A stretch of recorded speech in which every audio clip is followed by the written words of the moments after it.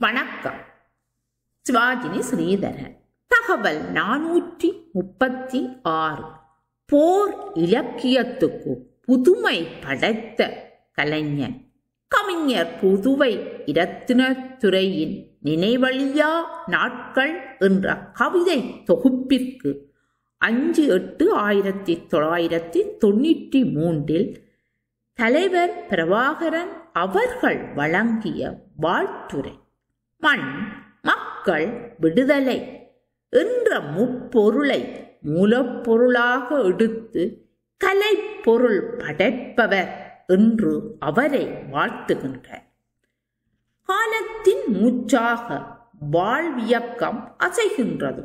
அந்த காலத்தையும் அந்த காலமாக விரியும் வாழ்வையும் அந்த வாழ்வாக அவுளும் மனித இன்னல்களையும் விளைச்சல்களையும் நுட்பமாக சித்தரிக்கும் கலை இலக்கியங்கள் உன்னதமானவை.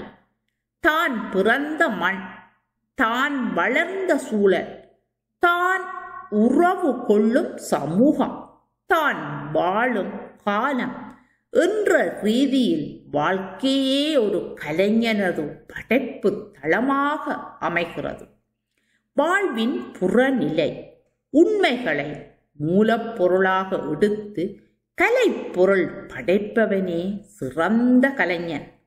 புதுவை அண்ணா என நாம் அன்பாக அழைக்கும் புதுவை இரத்தினதுரை ஒரு சிறந்த கலைஞர். அவர் இந்த மண்ணை காதலிப்பவர், இந்த மண்ணின் மக்களை நேசிப்பவர், இந்த மண்ணின் விடுதலையை இலட்சியமாக வரித்து கொண்டவர். மண், மக்கள், விடுதலை என்ற முப்பொருளையும் மூலப்பொருளாக எடுத்து கலைப்பொருள் படைப்பவர். கவிதை அவரது கலைப்பொருள். அந்த கலையில் அவருக்கு இங்கு எவரும் நிகரில்லை. புதுவை இரத்தினதுரையின் கவிதையில் ஒரு புதுமை இருக்கின்றது, அழகும் ஆழமும் இருக்கின்றது, ஒரு ஈர்ப்பு சக்தியும் இருக்கின்றது.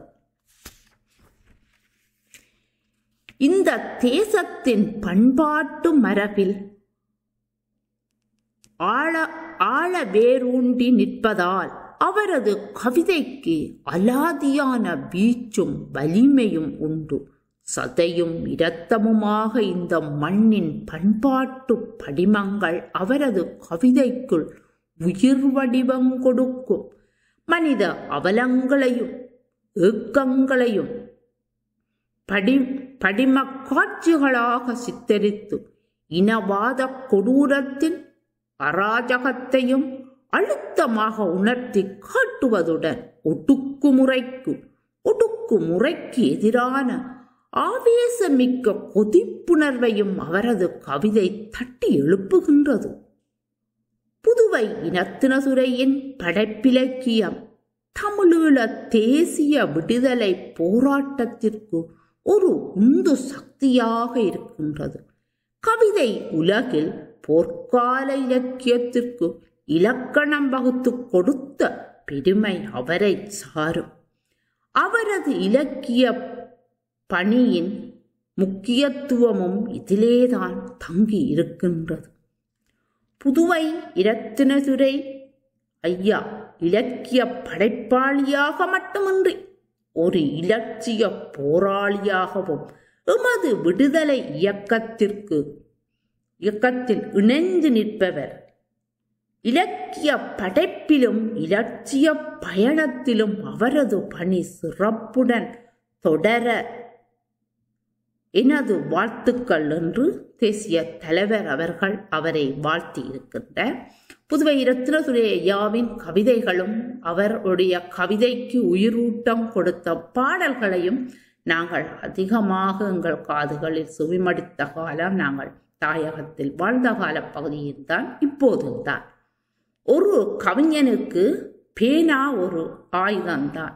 அந்த ஆயுதமாக சமூகத்தில் மக்கள் எந்த நிலையிலும் அவர்கள் சோர்ந்த போதெல்லாம் அவன் கவிதையின் ஊடாக வந்த பாடல்கள் மக்களை தட்டி எழுப்பி அவர்களுக்கு ஒத்தடம் கொடுத்ததாக அவர்களை உத்வேசப்படுத்தி அவர்களை மீண்டும் தலைநிமிர்ந்து தங்களுடைய பணிகளில் ஈடுபட செய்த காலப்பகுதிகளை நினைவூட்டக்கூடியதாக இருக்கின்றது. இப்பொழுது ஐயா எங்களுடன் இல்லை. காலத்தால் அழியாத காவிய நாயகர்களாக நாம் அவர்களை நினைவூட்டிக் கொண்டு விடைபெறுகின்றேன். நன்றி, வணக்கம்.